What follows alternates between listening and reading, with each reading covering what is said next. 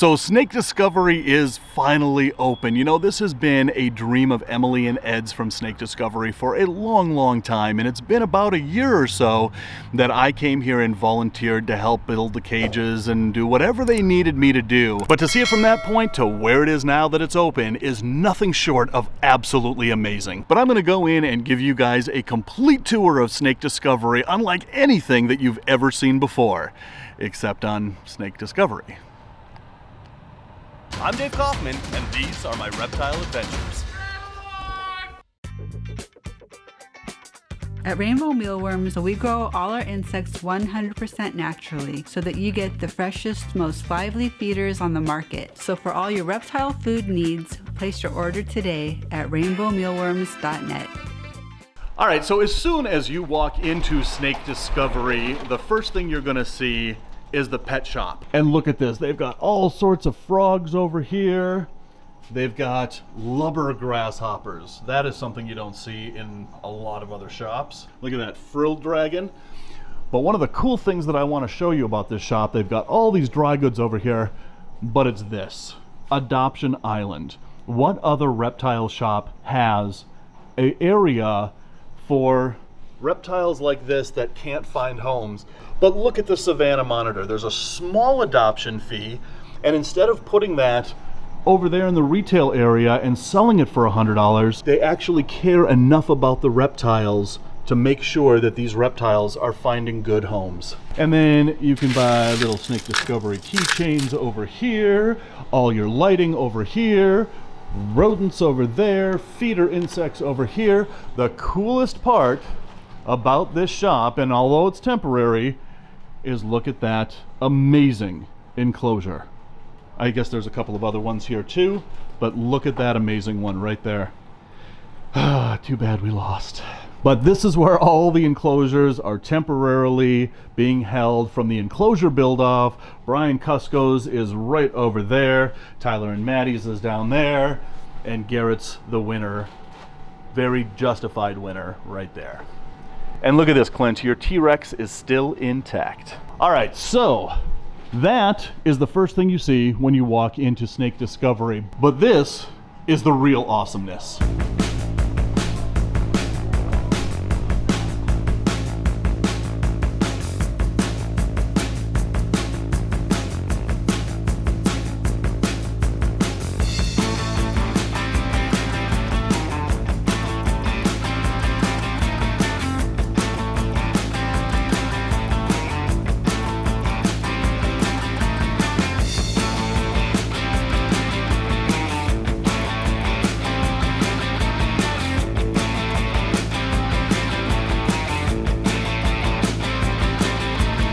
So this is the Snake Discovery Zoo, and I've come at a time to where I have this entire zoo to myself to go explore every little nook and cranny of this zoo and show you guys just how awesome this place is. Look at this guy just basking right there. Not basking anymore. Look at this. I mean, the attention to detail in this place. So you got this chondropython, look at the orchids. So the thing that I just love about this zoo is the cage design. It's not just bare minimum, hey, look at the animal. It's experience the animal in these incredible enclosures. Very, very cool. We come over here, we've got a retic. Look at this big bad boy.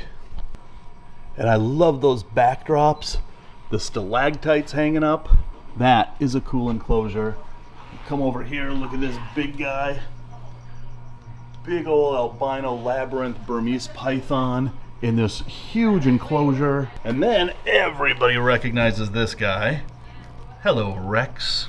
But the coolest thing about Rex's enclosure is you can see him chilling out down here. You can see him chilling out up here. And then look at that cylinder over there. And if you recall, during the enclosure build-off competition, in this tunnel is where one of the clues was hidden. Get it, Adam, get it! It's the other Adam, this is your time to shine. But check this out. So we can come in here and clumsily come up here and see Rex.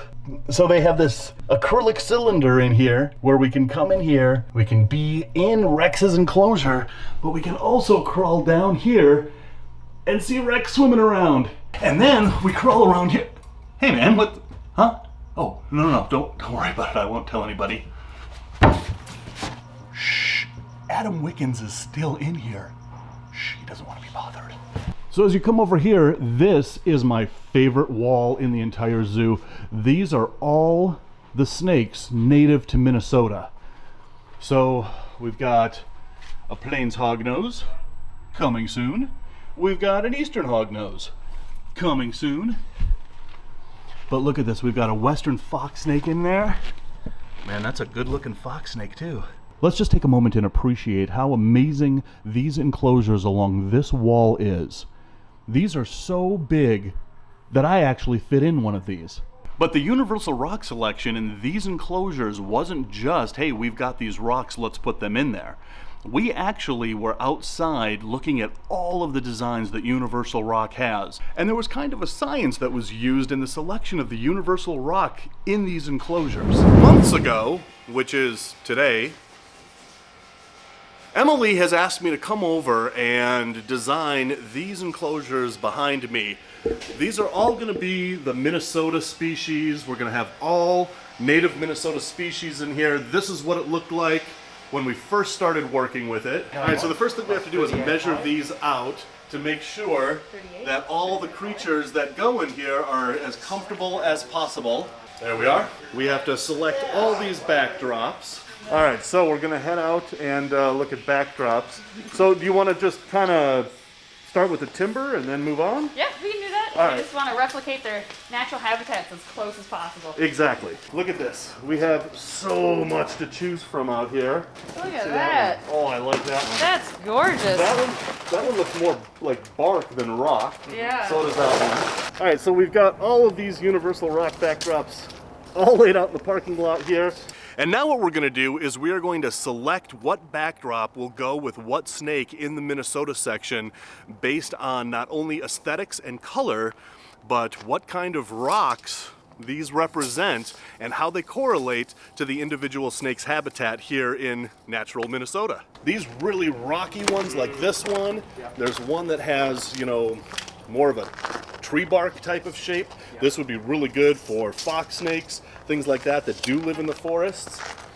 But then you've got rocky ones like this with all these little kind of nooks and crannies and shelves to hang out in, like this right there. And this is essentially how we're selecting the backdrop to the Minnesota cages. All right, so now that we've got all those universal rock backdrops figured out, now we are looking at all of these murals. Yep, we have a few enclosures we want to put murals on to kind of mix up the monotony of rock.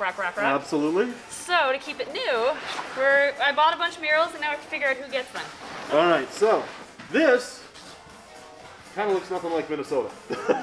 Well, maybe northern Minnesota? Yeah, the Northwoods, you know? Yeah, Okay. possible. What else do we Maybe. got? We've got rainforest. Yeah, looks nothing like Minnesota.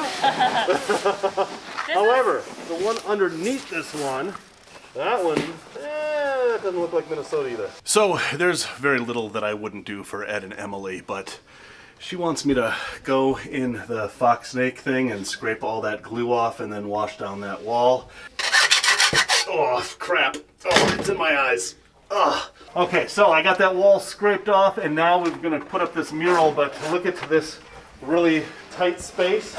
And this is a two-person job. Both of us are gonna have we're gonna have to cram in there. All right. Let's do this. This is gonna be interesting.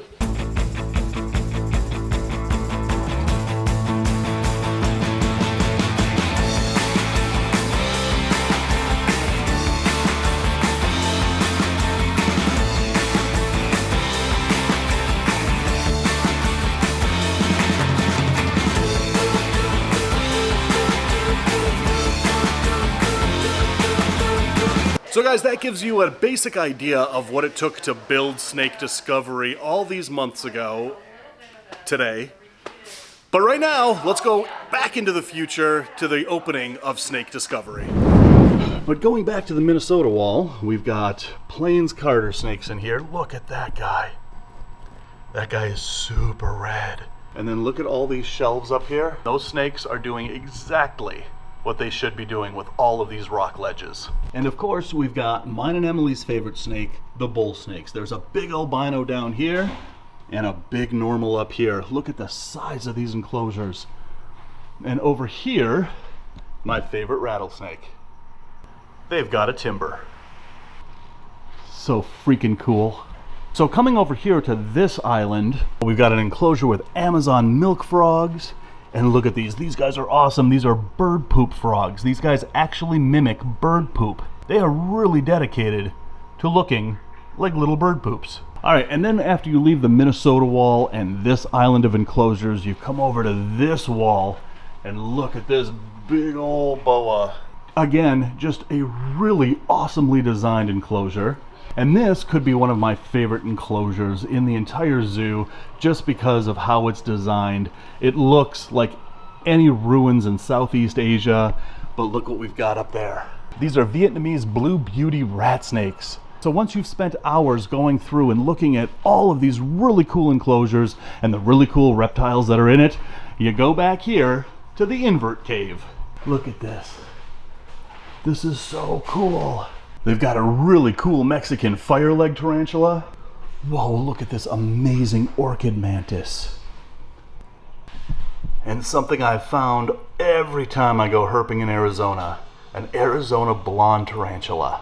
This is just an incredible collection of inverts in this invert cave. So far we have seen some really cool reptiles, really cool inverts, but what we haven't seen yet is an Emily. And I'm sure she's around here somewhere, possibly in here.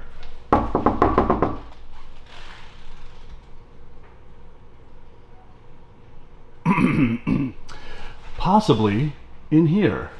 Hello. There's an Emily. Hey, how's it going? Good. All right, so we just gave everybody a tour of the zoo. This place is awesome. Well, thank you.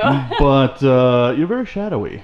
Oh, yes. So maybe we need to go in the back room Yeah, sure. and check out what's behind the scenes at Snake Discovery Zoo. Yeah, totally. So you guys just opened like a week ago. Yes. And well, our store has been open for about 5 months, but just a week ago we opened the zoo. The zoo. Yes. And you were telling me that you had thousands of people here.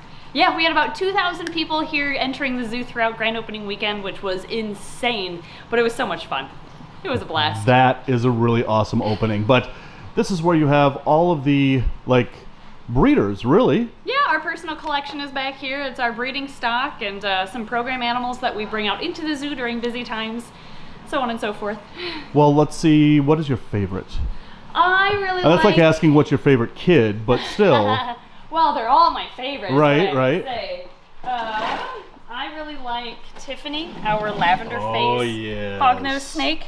She's a sweetheart. So I love how even their tongue is purple, the belly is purple, the eyes are a lavender color. The picture, typically cameras don't do their color justice. No, they don't. Because they really are lavender in person. But yeah, I really like this. We were hoping to breed her this year, and she ovulated, but didn't get any eggs at all, so we were kind of bummed about that. All right, so you and I share a common love of bull snakes. We've got to see some of the bull snakes back here. Yeah, so let's see. We've got some fun bulls over here. This is an interesting project of ours. This was from the first clutch of bulls that we ever produced. This is Stripey. He's kind of known on our channel. He is now a breeder, but he hatched with this interesting, almost complete stripe down either side of his belly, and he has kind of an aberrant pattern on his back too. So we held him back to use for breeding purposes, and he did father, or he sired a clutch this year, but all the babies ended up being normals. So, oh, he's a little sassy too, I guess. Everybody wants to see your stripe. Oh yeah, gotta see the stripe. So we were checking to see if it was genetic or just a random abnormality. I'm pretty sure it was the latter of the two, but that's all right. He's still a pretty snake. Do you remember when the snake was born and you brought him to show me?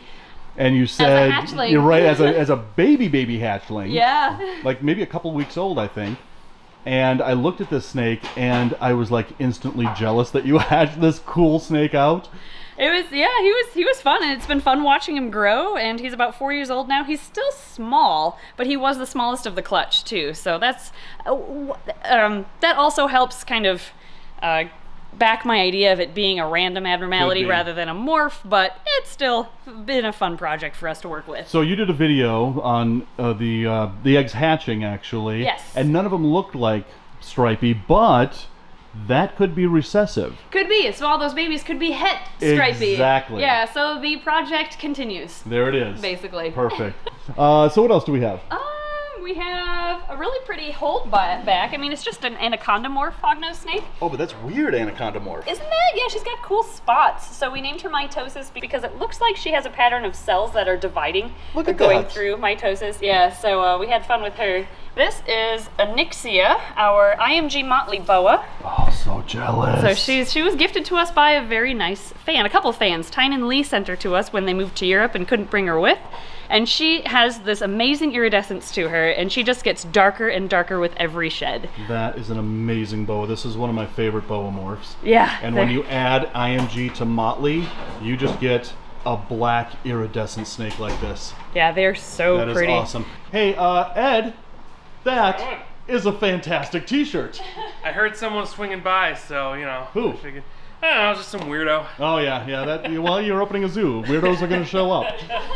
Anyway, back to this awesome snake. So she's actually microchipped too. I've never had a snake that was microchipped before. Oh. So I thought that was kind of an interesting thing. But yeah, she was very well taken care of, and she's a nice girl. We like to use her in programs, or at least as an ambassador animal in the zoo from time to time.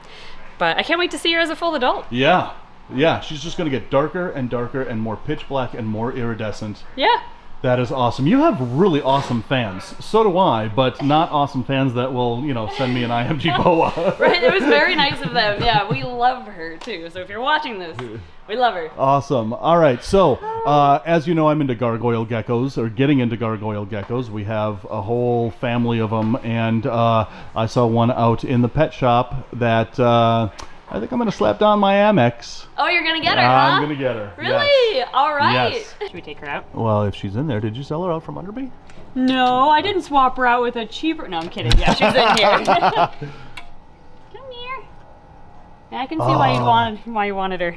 Wow, she is not fired up, but when she is red and white. She's still pretty, even not fired up. She's just a gorgeous gargoyle. That is the gargoyle gecko that I am purchasing. My very first purchase from the brand new Snake Discovery. It's a fancy first purchase. It is. All right, making my first Snake Discovery purchase. Thank you. Okay, good. Thank you so much for the miles. I appreciate that. Let's take a look at one more snake back here. There she At is. one of the awesomeness. Don't bite me.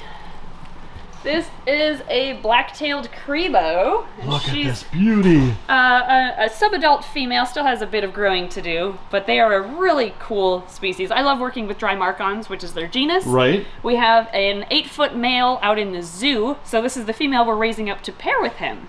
She's het axanthic, and he is axanthic, so it'll be a fun breeding project in the future, but she's got a couple of years yet to grow. Yeah, look at that black tail. These are big time eaters. They have a voracious appetite. They get big, they're active, so I love having the big enclosure in the zoo for our adult, and I look forward to putting her in there. And they finger paint with their poop. They love to finger paint with their poop. Yes, they do. Oh yeah, you can smell it a mile away, it seems. Yeah, and that's one of the reasons I haven't worked with these yet, Right. but will. So Emily, what you and Ed have put together is nothing short of a dream come true. The zoo is incredible. Seeing your vision and Ed's vision come to life and actually be open, this is what you have built here is a dreamland. I mean, it really is. It's a reptile dreamland. It's been quite the journey. There's been ups and downs and challenges and working with the city and contractors, but if we did it all over again, we'd still do it.